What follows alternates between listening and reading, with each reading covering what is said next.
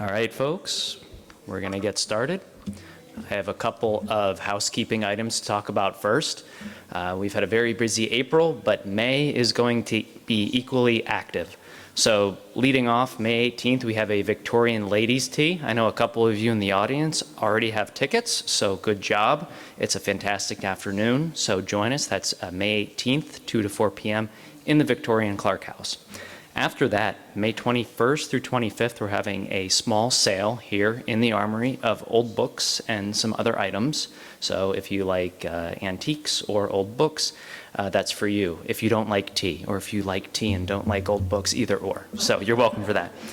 Then May 26th, we're actually partnering with the Concert in the Park series with the Northern Appalachian Folk Festival, and the 46th Pennsylvania Regimental Band is going to be performing along with the Children's Community Choir to kick off the Concert in the Park series. And again, that is Sunday, May 26th. And then if you're still in town and available and the weather's nice, there is a fantastic Memorial Day program that takes place the following day on Monday. And that's sponsored by the American Legion. And the nice thing about that is all of those except for the ladies' tea are free. So just like this author talk. So we're happy with that if you're trying to pinch some pennies. All right, now on to the main event. So tonight's speaker has lived in Indiana County all of her life. She was an English teacher first and later sold Christmas trees and owned a large greenhouse complex with her husband near the town of Plumville. The old order Amish she observed as a teenager served as the topic for her first set of novels, and eventually she came to author the book we are about to discuss tonight, which has an incredibly personal connection to her life. Please welcome the author of Roza the Runaway, Janice Dembosky.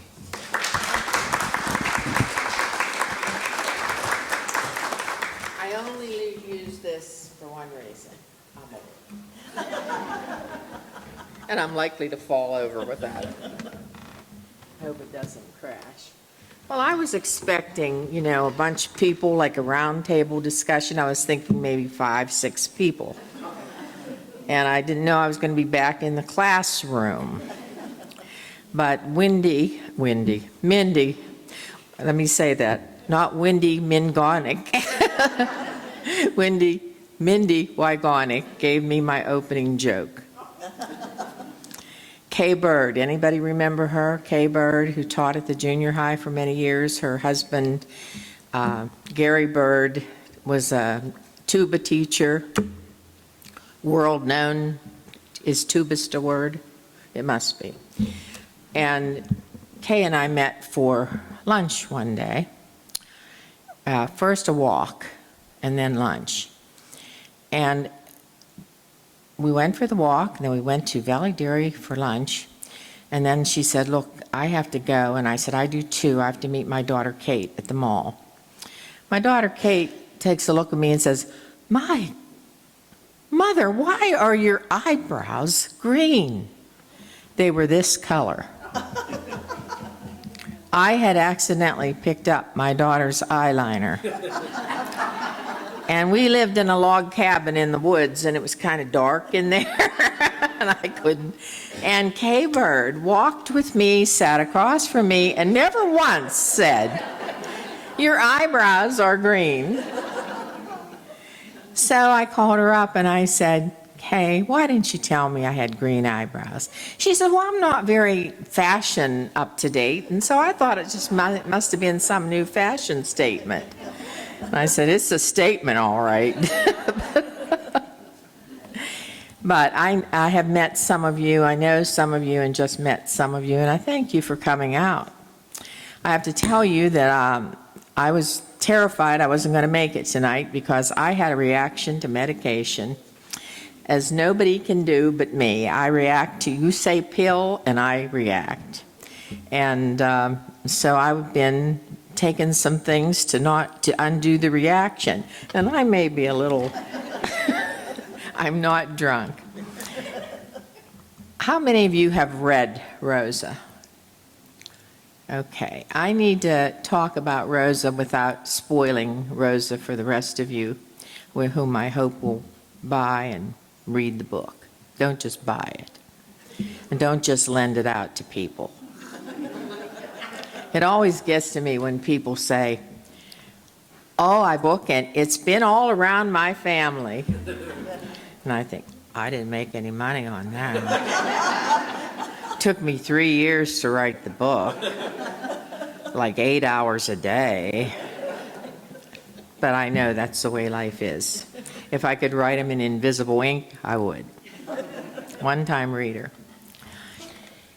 Roza was a book that was on my mind for years, but I didn't know for a long time that my mother's, I knew she ran away from home when she was 15, but I did not know the extent or the kind of abuse that she endured.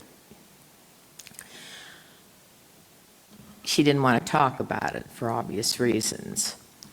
But and I always, when I say aunt, because, I always grew up saying the word Aunt Dorothy, Aunt this, and now I hear aunt, and I think, I didn't grow up with aunt, I grew up with aunt. So I'm not going to be sophisticated and say aunt. My Aunt Veda, who is Berta in the book's about 75% true and 25% me making stuff up or elaborating and embellishing. But Aunt Veda was the first one to run away from home. And I originally thought that it was because she also had been abused. But she was abused in a different, and not just that way, but in a different way, which will come out in the talk tonight. But although Aunt Veda ran away to Michigan, she pilfered money from the culprit in this book, who is their stepfather, my grandmother's third husband. Let me back up. My grandma, Teofia Tabaka, was a Polish immigrant, and she came to America, married to Paul Legant, and I have never figured out how that is a Polish name. Legansky, I don't know.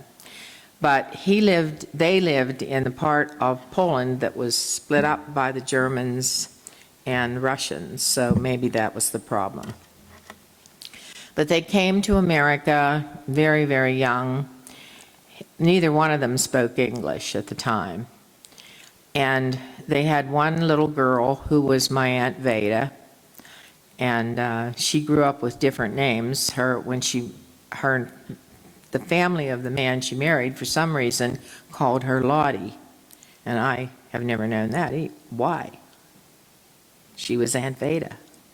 But anyhow, she never left Michigan. She pilfered money, took her a long time to do it. The stepfather, the third husband, was not a coal miner. The first two were killed in the mines. Paul Legant was one of 27 miners in that big disaster in the mines where nobody knew that the men were all dead underground. Are you aware of that? There's a new memorial to those men that were buried in a long grave in St. Bernard's Cemetery. And this was in the paper. Herb wrote that article. And I got in touch with her because Paul Legant's name wasn't mentioned. And with the help of Harrison Wick, who showed me where to show Herb where the names of the people killed were listed, and Paul Legant was on there. And so she has a 2-year-old baby. She doesn't speak English, and she probably didn't know how to claim the body. This is my thinking, because there are unnamed people in that grave. And how many years has it been since St. Bernard's made the... I think it was 2000. 2000. We had that ceremony over there. And not 2000. 2000. I think it was a long time ago. Okay. I won't argue with you. I'm on meds. I know that that he died there. I heard about it all my life, but I did not know that the grave was a long grave that everybody was pulled into, and the people who were not Catholic were buried in their own separate church graves. And I thought I don't know if it's sad, but these men and these boys worked together every day, and in death, they were separated, going their separate ways. After Paula Gaunt died, my grandmother married Joe Sokol. His name was spelled S-O-C-O-L, but on the death certificate it says S-O-K-U-L, and so I used that in the book. And my cousin Joe Sokol, his namesake, sitting here up front. Joe's been a teacher of driver's ed, and what else, Joe? Phys ed. All the easy stuff, I get it. Okay.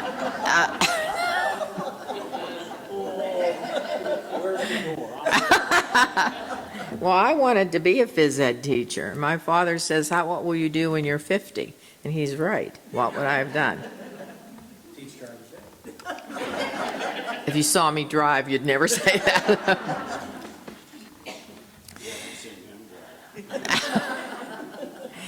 So, after the death of Joe Sokol, and Joe Sokol's death was really hard to find any mention of it. We did find it. He was the only man killed that day. He was 36 years old, and the year was 1924. And my mother heard the whistle blowing, and they all ran to the mine. And she wasn't supposed to go. Her mother, my grandmother, is screaming at her, turn back, stay with Berta and the boys. And my mother insists on going. And she told me that Grandma said she knew it was her husband when they said one man is killed. Because by the time she got to the mine, and she was already pregnant with her 5th child by Joe Sokol. And they ran down this Red Dog Road to the mine. And a silence fell on the crowd when she and my mother crossed the road, crossed into the bridge that they call to the mine. And she knew then. Nobody could meet her eye.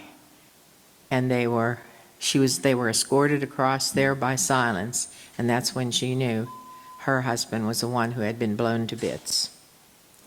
And on that day, and it took me a long time to find out how he died, all people would say was he was shooting the coal. He was shooting the coal. It was 15 minutes to the end of his shift.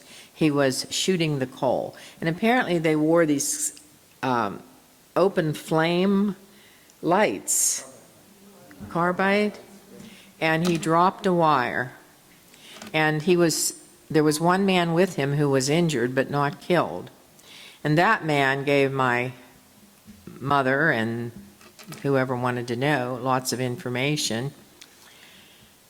He said my grandfather, Joe Sokol, was singing in Polish what translated to be, to home, it's time to go home. And he was 36 years old.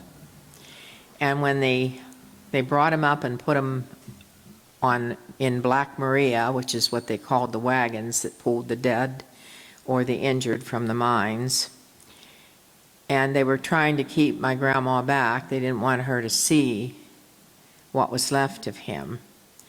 And my mother ran ahead, and she saw his dismembered hand lying in the dust.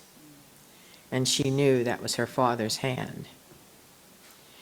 And she, of course, is screaming and picked up and carried out of there. But that hand haunted her all the days of her life. I mean, just seeing it. My mother, I want you to understand, this was a tremendous woman. I'm very proud to be her daughter. She was not educated. She did not get to go beyond the 8th grade, although she always wanted to go to school. She was a reader. She inspired me to write, called me lazy when I wouldn't write. I mean, I'm raising 3 kids and teaching school and helping Everett in his greenhouse. I don't know what he would have done without me. He isn't here. Oh, it isn't him. But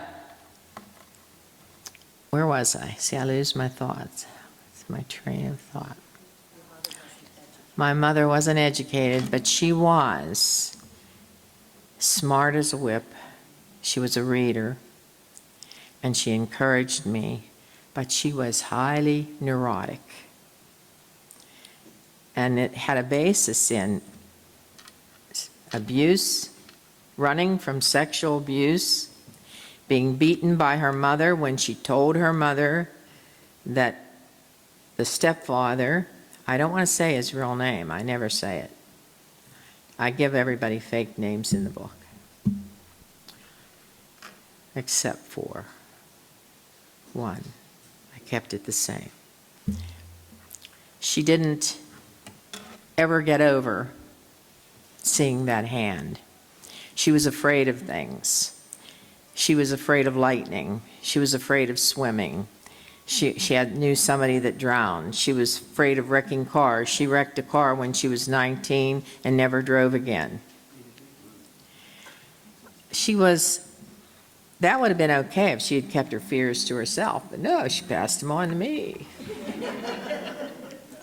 Now you know what I'm like. I have literally fought not to be neurotic. I mean, I could afford a counseling. My mother never had counseling, but I remember swimming one time, and she was watching me swim, and I went underwater and just stayed down there as long as I could. I wanted to see how long I could stay down, and she was screaming. I was never allowed to swim at North Point Pond anymore, not after that, because I scared her. She was always afraid I'd fall off a horse. I wasn't allowed to ride my cousin's horse. Just many things and at lightning. Now, my mother was very strict Catholic. She'd put the palms in the windows, and we lived on a third floor of my father's business. Both of his businesses were third floor apartments for us because no self-respecting Italian is ever going to build a house when he can live above the business. That's just the way it goes. And that was the ongoing battle in their marriage. Never heard the end of it. But when it lightened and we're up there on the third floor, she would make us kneel with our arms outstretched because she was afraid we were going to be hit by lightning. It's a wonder that I'm standing here, right? And I don't have a gun or anything. My mom was neurotic, but she was a wonderful person. She was a cook and a baker that no one ever surpassed. I am going to be 82 years old in May, and I use her recipes, and I bake what she baked, but I am no Anja, was her Polish name. I never could compete with her. But she had got a pulmonary disease in the end of her life. My father had died 5 years before this, and we were keeping her at home with nurses taking care of her during the week. And then I would sit with her on the weekends, although I was teaching in the week and the kids would be at home. They were old enough that I could leave them, the boys in charge of the daughter. And she would be in that bed and she would be making suggestions to me. She would say, I was checking papers. Do you ever see an English teacher that's not always checking papers? And she said, Janice, you disappointed me. My dying mother said that to me. There goes my neuroses. And I said, why, Mom? Why? How? What did I do? My sister's the bad one, not me. And she said, I always thought you'd write a book, but you were too lazy to do it. And I said, Mom, do you understand? I had 3 kids, teaching school, helping Everett in the business, schlepping my kids around, going to their games. How am I going to find time to write, Mom? She said, please write something before I die. And she said, "You told me once you had an idea for a book about an Amish girl." She remembered that, and it was just something I threw out there. She said, "Write that." So I got, when I do write now, I never put a pen to paper. Never. It's always straight word processing, so easy to delete and move and so forth. But at that time, I didn't even have a computer. So I took a big yellow legal pad and started writing. And I'm feeling pressure and heartbreak at the same time. And what my idea had been was to take the story of Abraham and Sarah and do a modern rendering of it. And I did that, and I wrote that, and I got 8 chapters done.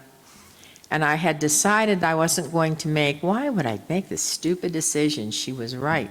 I decided that I wasn't going to have Hannah, the Amish girl, be the main character, but the wife of the man Hannah's in love with to be the main character.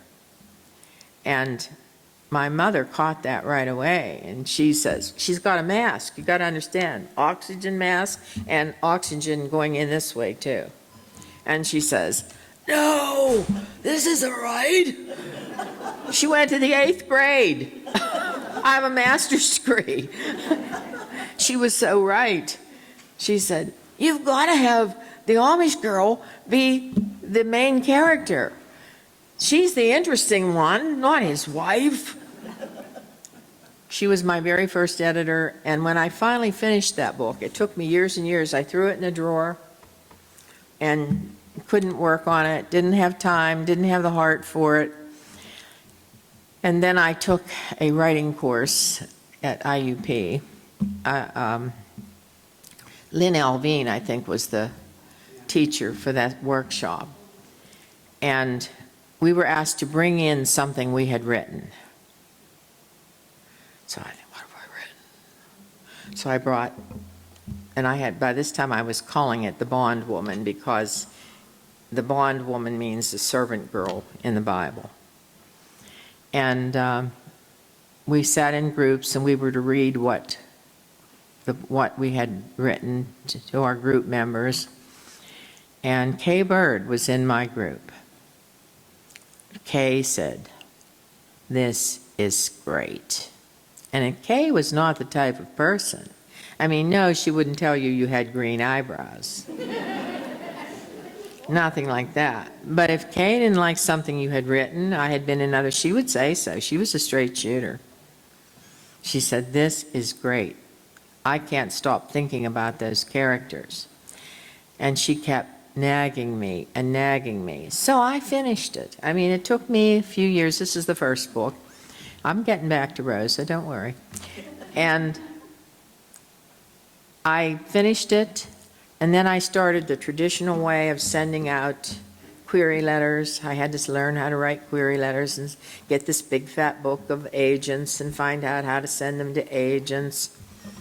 Do you remember the day when you were trying to find your first job and nobody would give you a job because you didn't have any experience? Like experience is supposed to come out of the clouds.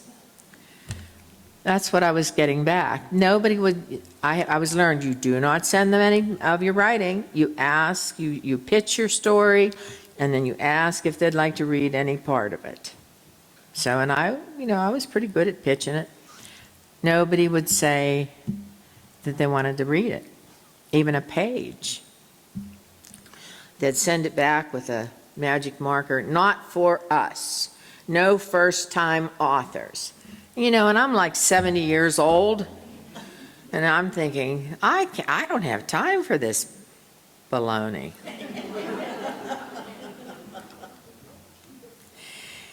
So I threw it back in the drawer, and Kay Bird calls one day. Kay was really influential also in getting me started. She said, "You're out of excuses. I just published my book of columns with Amazon Publishing." She said, "Amazon has now made," I said, "What, Vanity Publishing?" That was the insult term. And she said, they have now made self-publishing or independent publishing respectable. You don't pay them to do it, but they take half of your royalties. So really, Kay could be a real nag. I mean, she wouldn't get off it. She just kept saying, I think about those characters, and when I think about characters, it means they're good characters. And I want you to finish this. So I didn't quite trust Kay after I had the manuscript done because of the green eyebrow thing. So I took it to Dr. Phyllis Rome, who I had also taught with at one time. And Phyllis is another straight shooter. She's not going to, if you're asking her, tell me this is junk or tell me this is good. And Phyllis loved it. And she's the one that said, yes, yes, yes, you can't keep letting this stay in the drawer. So I wrote it and I published it, and I thought I'd be a one-book wonder. Good enough, off my bucket list. My mother's ghost is satisfied now. Then other people loved the book. I was so shocked that people loved the book. I mean, it was like people would say, oh, couldn't put it down. I'd say, what? And I was so dumb about the layout even. I double-spaced it and left it that way. And you don't see that. People liked it, especially old people. So then after that, I wrote the sequel, thinking it would be the final thing. And then my fans, I have a fan base for the Amish books, and they are nags too. And they wanted one more, and one more, and one more, and one more. And as long as I could come up with ideas, I didn't want, have you ever read an author who has a really great first book and then the sequel just is weak? I vowed not to be that person. And I can tell you, based on the response of my readers of the Amish books, they liked them each one. They gave them 5-star ratings for each one. And, the first one of those came out in 2015. And then I wrote those 5 books in 6 years. That's a lot of writing because they're all big books, but it was better than cleaning house. I was retired then. I had no kids, and Everett can cook if he wants to. He's pretty good at it. So, always back here, I was Roza in my mind, that story. I had learned the details of the story from my Aunt Veda, who lived to be 100. And Aunt Veda, again, not educated, but when she wrote, her penmanship was beautiful, her vocabulary extensive, her passion, and her hatred for the third husband. And she wanted it. She wanted me to finish this. She died long before I actually wrote it, but maybe she's happy somewhere about it. It was hard for me to write the book because in another story came out, not just my mother's abuse, but I learned, and everybody knew this in our family, but me. Me and my brother and I did not know, we were the 2 younger children, that there was a time that my father had another family. Yeah. And here's how I learned about it. I'm cleaning out drawers and I find a letter. And it's to my mother from the other woman saying, I know you're the one he's going to be with. I only get crumbs, you get the whole loaf. But I need child support. Can you support me in this? And I read it and I said, Mother, what is this? She says, yeah, it's true. I'm surprised you haven't heard about it after all these years. I said, I never talk about stuff like this. We talk about cooking. So I learned that story straight from my mom. And God love her, she said to me, now, if Everett had done this to me, he wouldn't be here today. Or he would be singing soprano.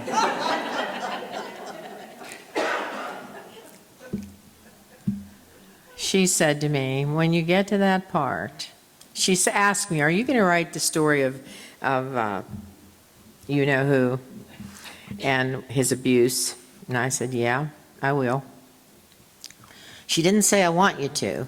She just figured I would do it. And she said, well, if you get into this stuff about me and your dad, you go easy on your dad because it was my fault too. And I said, how many times have I heard that from a woman whose husband ran around on her? No, it's my fault. It's never your fault. Oh, that's another story. So anyhow, my foot went asleep. This is why I need the cane. Oh my. Ugh. So I did tell her I was going to write the story, but it took, years and years and years. I had to wait for people to die. Really and truly. I once got into big trouble with that stepfather of my mother's, one of his children, because I was interviewed for Teachers Spotlight on Teachers, and this interviewer was from Greensburg, and she asked me, did I always know I wanted to be a teacher? And I said, well, I always knew I was going to be one before I knew what I was going to college, even before I knew what college was, because my dad and mother, both who went only to the 8th grade, he went into the coal mines when he was 13. She ran away from home at 15, lied and said she was 16 so she could get a job at the college.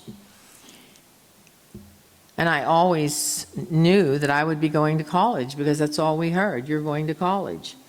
People would ask me what I was going to be when I grew up. A college. Goes close enough.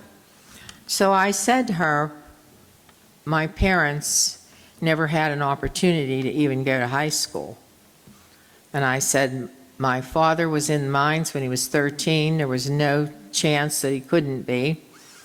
And my mother ran away from home when she was 15. And she said, why'd she run away from home? And I said, to escape an abusive stepfather. This daughter of his got hold of that article, and the ship hit the sand. And she wrote me a letter, and I love this aunt of mine. I loved her dearly. And she wrote this letter and said, how could you do this? This is not true, and so forth. And I just wrote she was very angry. The first time she had ever said anything mean to me. And I remembered a scripture that says, a soft word turns away wrath. And so I wrote her a note and I said, I'm sorry that I hurt you. I never intended to hurt you. That's all I said. And I love you. And one day I came home from school and there was a big gift on my porch. She had been there, but I wasn't home yet. And it was a letter from her saying, all is forgotten, all is forgiven. And I was very happy about that. So I did have to wait. I didn't want to hurt anybody. He had a son and a daughter and another son who had passed away. And he didn't hurt them. They didn't know him that way. So they didn't understand it. So Roza is, I don't know if it's my last book. People have asked me if I'm going to write a sequel, but I don't write a sequel just to write a sequel. I have to have something that I want to say, that has to be developed. If you have any ideas, those of you who have read the book, of things that you'd like to know in a sequel, I'm listening. This lady right here, Gail Oth, she was one of my proofreaders. And she missed errors sometimes, and you know why? Do you know what she told me? I forget that I'm supposed to be reading for errors. She said, I get caught up in the story. And that was a good thing to say. Now, Mindy didn't read it that way. Mindy, when Mindy's proofreading, you better watch it. You better not use that unnecessary semicolon. Do you have any questions? Can you tell the group about the maids? Because we haven't. Oh, yes, yes. The maids on the front. There was something great that happened. Donna Don Giovanni is sitting back there in that red and white top. Many of you know her. She's very popular in Indiana. And about worldwide, for all I know. And so we met. We live 5 minutes apart now. And Everett and I were in Florida, and she and Vito were in Florida. And we met to go out to lunch together in Florida, because we could never find time in Indiana. And she has faithfully read all my books, and I thank her for that. And I sat down, and she said, Janice, are you going to write, what are you writing? And I said, oh, well, I'm writing a historical fiction book, and it's about my mother running away from home, and I'm taking out of my phone, I'm looking for a picture. It was a ripped up picture, ugly ripped up picture of these 7 maids, only they were kneeling, and a corner of the picture had been ripped off, and names were on the back, and so forth. And Donna looks at the picture, and she says, my mother was a maid. And Vito's looking at the picture, and he says, and there she is in the picture. The maid in the middle is my mother, and right behind her is her friend, Nora McConey. And I wrote Nora into the story. Donna told me everything she could about her and gave me permission, and I made Nora mother's friend because they had to have been friends. If you have any more questions, I'm willing to answer them. Yes? I always like to think like titles of books and why they're named what they're named. And like, I mean, the obvious is Running Away from Home for Roza. But if you think through the book, what were other things that she ran away from? I never really got the feeling that she was a very strong character. She was. She was afraid of all these things. I mean, that's the, Did it come across? You just felt this strength with her? But I mean, I think maybe there were other things she ran away from. she did. She ran away from carrying babies on her hip. Yeah, I mean, she loved her own babies, but, back in those days, they had baby after baby, and they didn't practice birth control. And then the younger daughters, my mother said she never knew a time she didn't have a baby on her hip. And in there's this little story about when she used to lay the baby in the weeds and go play. And Grandma wanted to know why the baby was all bit up by bug bites. Is the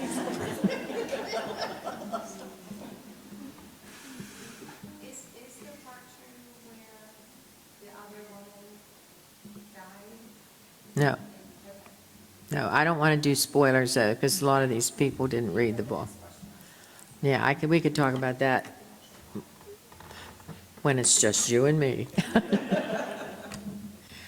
Can I help? Yes? This isn't a question, it's just a thought that I can share with you.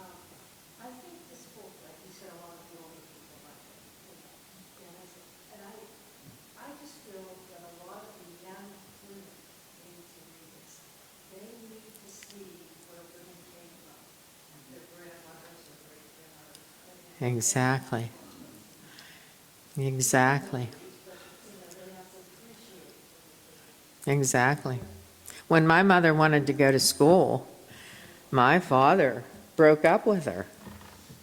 He said, your place is in the home, raising babies. What do you mean, school? Everett, do you have those pictures? Would you bring them up here? My feet are frozen. Everett was cooking dinner, and he grabbed the skillet by the hot end. So he's crazy too. Okay, these were supposed to be nicely displayed, but I forgot to bring them. In the book, and whether you've read the book or not, is displayed that my parents were married by a justice of the peace in wherever, Maryland, Cumberland.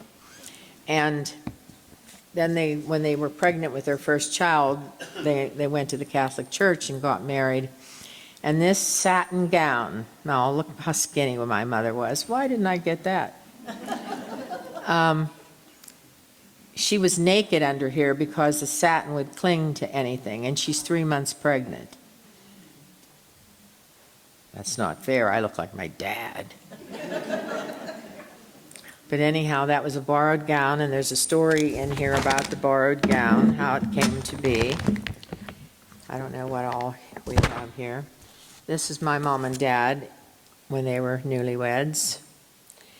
And there's a story that I'm so fond of in here. You all know what the CCC camp is, Civilian Conservation Corps. My father was so proud. Not only did he keep from starving to death by having a job in the Civilian Conservation Corps up near Kane, PA, but he's the man in the middle of this. You can pass that around. And you can see how proud he is to be there. And he always wanted to live there. And at one point, he bought a restaurant up in Kane, PA, and moved the family from Chambersville. I was 1 year old when he did that. And this is a picture of him and his brothers. Don't they look like criminals or something? They're in the arcade restaurant in Kane. And my grandma, who is in the book, Maria, this is her with a grandchild in, we'll lay these out, in Chambersville, where her house was right by DeTullio's store. If you've ever been through that town, the house is still there. This is me and my sister in Kane, PA. I would have been about 4 at this time. Sorry. This is my favorite picture of my mother, whose name was Anya Rosella Sokol. That was her picture. And I decided to go with Roza, R-O-Z-A, which was the Polish spelling. And I just thought it was a better name than, they all called her Anja, because that was the Polish way of saying her name. But we can sit and sell books and put the pictures out, and I can talk to any of you who want to talk privately. Or did I do enough?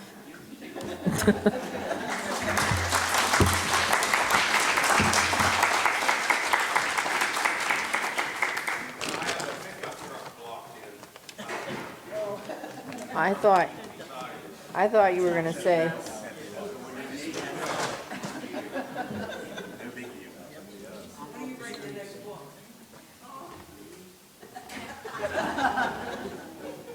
Literally when the Spirit moves me. I have a few ideas. Let me run by, for those of you who have read the book. What if Rosa went back to see the woman who lived in the White House?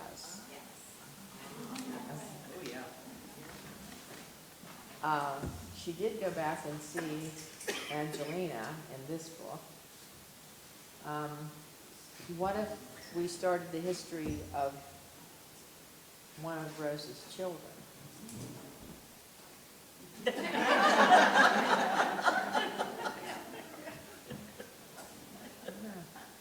There were things come to you when you're writing. If you just have a little springboard of an idea, I may start it. The man with the white shirt on. Everybody else is military. The one standing like this. Where am I going to sit?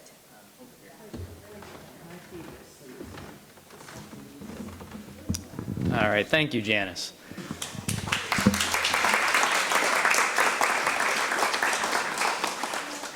All right, so we do have some refreshments for everyone. We have a table with cookies over here. There are beverages just around the corner, and I encourage you to stick around, talk with Janice, and we have a table over here set up for her for book signings and sales. So thank you for joining us tonight, and have a good evening.